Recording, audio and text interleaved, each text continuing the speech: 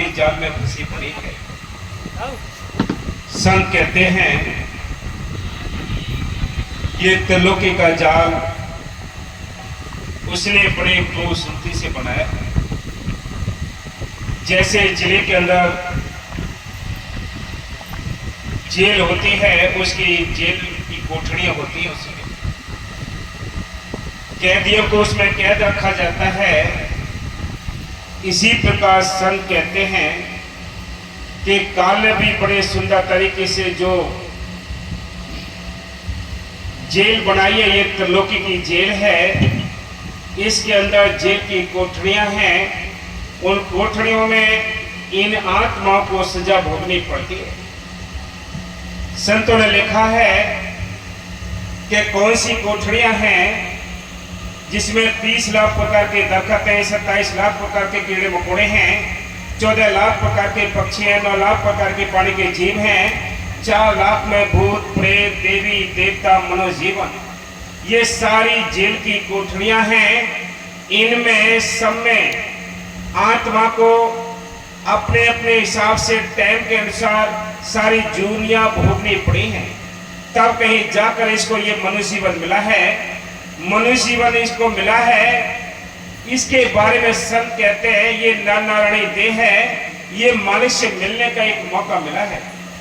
चाहे हिंदू हो, चाहे मुसलमान हो, चाहे सिख हो, चाहे ईसाई हो, गरीब हो, अमीर हो, देश का विदेश का हो, जिसको ये मालिक की मेहर से मनुष्य जीवन मिला है, उसको मालिक से मिलने का एक मौका मिला है।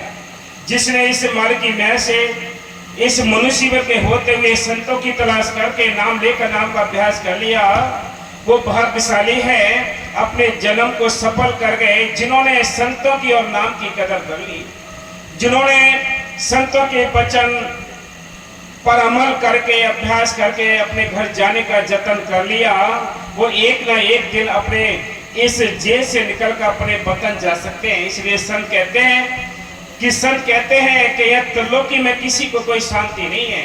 शांति है तो त्रिलोकी के पार है, उस सतलोक सचखंड में जहाँ संत आते हैं, हम सबको लेने के लिए आते हैं। या काल के भी संत हैं, काल के भी कर्मकांड हैं, इनमें हमें शांति नहीं है। नरक स्वर्ग है, सब कुछ हो जाएगा, मिल जाएगा, लेकिन हमारा इस जेल से छुटकारा नहीं हो सकता। इसलिए संत कहते हैं कि लग 84 खत्म हुई ना, कोट क्लब उचार गए, नाक में दम आ गया, मरते मरते हार गए, कि रोज मरना रोज जीना ये सिलसिला समाप्त नहीं होता। ये आवागमन की हथकड़ी नहीं टूटती। जब तक ये आवागमन की हथकड़ी नहीं टूटेंगे, हम अपने वतन को नहीं जा सकते। इसलिए संत कहते हैं चलो भाई अपने घर चलो, ये तुम्हारा देश नहीं है। हम सब यहाँ कैदी हैं और परदेसी हैं। हमें अपने देश को छोड़कर यहाँ काल की नगरी में फंसे पड़े हैं। हमने सब कुछ यही समझ रखा है, यही हमारा देश है, यही हमारा मालिक है। लेकिन हम सब भूल भुलैया के इस तमाशे में यानी ऐसे भटक चुके हैं, ये दुनिया की चकाचौंध में ऐसे मालिक को भूल चुके हैं, अपने घर को भूल चुके हैं। संत आते इसको याद दिलाने के लिए आते हैं। वो क्या कहते हैं, ये तुम्हारा देश नहीं है, तुम्हारा देश कोई और है। लेकिन आत्मा इतनी बेहोश हो चुकी है कि इसी को कुछ पता ही नहीं है कि मेरा घर कहाँ है। संत कहते हैं चल हंसा सतलोक हमारे, कि हमारा देश तुम्हारा देश वो सतलोक सचखंड है, जिस देश से तू आत्मा अपने प्रीतम से वादा करके आई है। लेकिन हम सब यहाँ भटके हैं, कर्म कांडों में उलझे हैं, नफरतों में उलझे पड़े हैं, सारी दुनिया में आग लगी पड़ी है, विषय विकारों की आग लगी पड़ी है। संत आते हैं, ये शांति देने के लिए आते हैं, वो शांति देने के लिए आते हैं। इसलिए संत कहते हैं जिन्होंने मौके का फायदा उठा लिया, कदर कर ली, वो अपने घर चले गए, बाकी यानी भवसागर में ही गोते खाते रहते हैं। हाँ जी। कालीन सुंदर जाल बिछाया, परम धर्म में हमको फसाया। कालीन सुंदर जाल बिछाया, परम धर्म में हमको फसाया। सिर पाप गठरिया भारी, सिर पाप गठरिया भारी, तुम काटो करम जंजीर। तुम विध मेरे साहिबा, हम कौन बंधावे। दिल से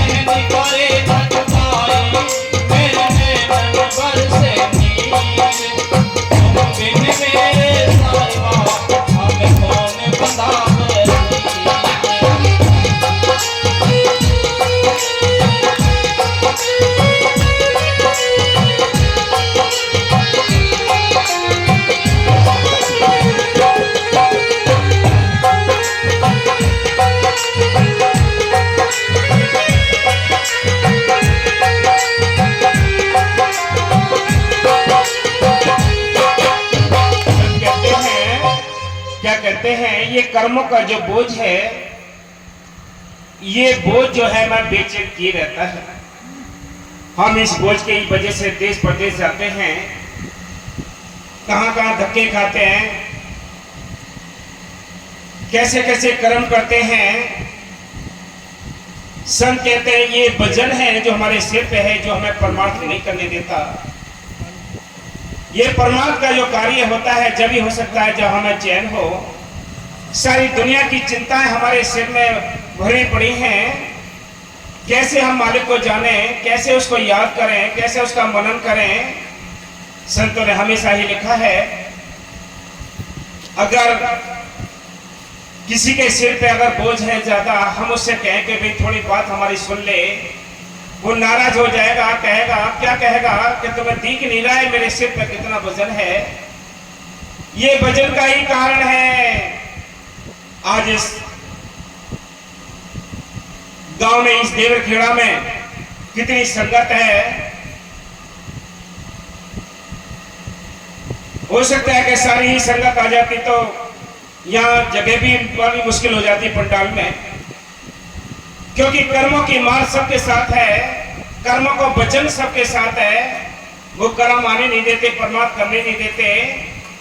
संत आते हैं कोई कसूर किसी का नहीं है, इस आत्मा का कोई कसूर नहीं है। कसूर है तो कर्मों का कसूर है, जिसने हमें बेचैन किए रखा है।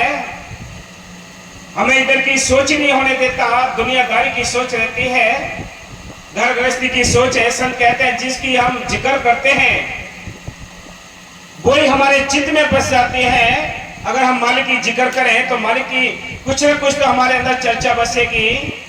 संतों ने कहा है कि हमारी छोटी उम्र थी, 6 साल की उम्र थी, तब से हमने अभ्यास किया है। हम कब अभ्यास करते हैं, उसकी जिक्र करते ही नहीं। जिक्र तो दुनियादारी की है। इसलिए संत कहते हैं कि दिल का हुजरा साफ पर जाना पे आने के लिए, ध्यान गैरों का था उसको बिठाने के लिए, एक दिल लाखों तमन्ना उस पर भी जाता हवा से, फिर ठिकाना है कहाँ उसको बिठाने के लिए। एक दिल है, चाहे उसको दुनिया में बसा लो इसके अंदर या मालिक को बसा लो। संत फिर भी रियायत करते हैं, वो क्या करते हैं कि दोनों को बसा लो भाई। अगर तुम 10 घंटे इस परिवार के वास्ते देते हो, 12 घंटे इस संसार के वास्ते देते हो, अपने शरीर को पालने के वास्ते देते हो, तो 2 घंटे उस मालिक के वास्ते दीजिए, उस बंदगी के वास्ते दीजिए, उस सिमरन के वास्ते दीजिए, सेवा के वास्ते दीजिए, जो तुम्हारे यहाँ भी काम आता है, परलोक में भी काम आता है। वो है नाम का धन। सारी दुनिया के धन इकट्ठा करते करते इतना वजन पड़ जाता है कि इस परिवार से भीख मांगनी पड़ती है कि सब कुछ बांट लो लेकिन हमारी जान तो बच दो। ये धन ऐसा है। इसलिए संत कहते हैं वो राम नाम का धन ऐसा है, ज्यों ज्यों आप बुढ़ापे की ओर जाएंगे उतना ही रंग आता है। दुनिया की दौलत इकट्ठी कर करके ज्यों ज्यों आप बुढ़ापे की ओर जाएंगे उतना ही बदरंग होते चले जाओगे। इसलिए संत कहते हैं राम नाम के धन के बिना हम कंगाल हैं, यहाँ भी कंगाल रहेंगे, मालिक के देश भी कंगाल रहेंगे। इसलिए राम नाम की दौलत इकट्ठी करने की भी चिंता करो। संत ये नहीं कहते हैं तुम्हें जाति धर्म छोड़ने हैं, संत ये नहीं कहते हैं तुम्हें परिवार छोड़ना है, संत ये नहीं कहते हैं। संत कहते हैं अंडे मांस मछली नहीं खाने, शराब नहीं पीनी, बुरे काम नहीं करने हैं। ये बड़े कर्म छोड़कर, विषय विकार छोड़कर तुम मालिक पर भरोसा रख के उस मालिक की चर्चा करके देख लो। वो मालिक अंदर बैठा है, वो हाजिर नाजिर है, वो जिंदा राम है, वो जिंदी ताकत है। सबके काम किए हैं उसने, पहले भी काम किए, वो आज भी करता है, आगे भी करेगा। इसलिए संत कहते हैं उस पर भरोसा करके देखो। जब तक तुम्हारे भाव नहीं होंगे, जब तक भरोसा नहीं होगा, वो हमारे काम नहीं करता। कितने ही संतों के आस पड़ोस लगे रहोगे, ये भाव के ऊपर डिपेंड करती है ये भक्ति। जब तक तुम्हारे ख्याल नहीं है कुछ नहीं होगा। इसलिए संत कहते हैं, संतों ने हमेशा ही हमें सबको समझाया। वो कहते हैं ये कर्मों का सिलसिला खत्म करो। हाँ जी। दाता दुआरे आया सवार,